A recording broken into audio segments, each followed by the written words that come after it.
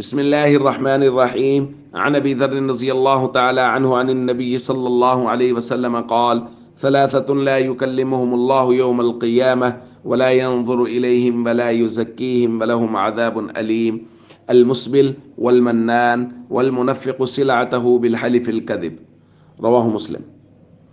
نبی کریم صلی اللہ علیہ وسلم نے ارشاد فرمایا، تین قسم کے لوگ وہ ہیں کہ اللہ ان سے گفتگو نہیں کریں گے، اللہ قیامت کے دن ان کی طرف نظر رحمت سے نہیں دیکھیں گے، اور اللہ گناہوں سے ان کو پاک نہیں کریں گے، اور ان کے لیے دردناک عذاب ہوگا۔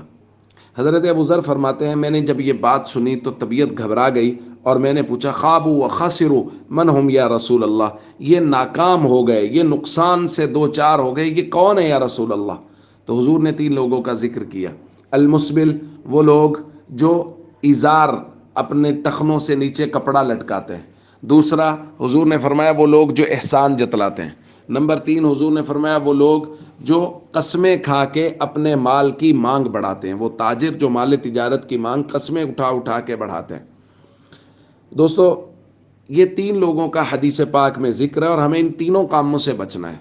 اپنے کپڑے کو، یعنی وہ شلوار پہنی ہوئی ہے، تہبند باندھا ہوا ہے، یا پینٹ پہنی ہوئی ہے، ٹراؤزر پہنا ہوا ہے، کوئی بھی چیز اس کو ٹخنوں سے نیچے نہ لٹکائیں، اس کو ٹخنوں سے نیچے نہ رکھیں۔ نبی کریم صلی اللہ علیہ وسلم نے اس سے منع فرمایا ہے، اور بہت سخت وعید ہے۔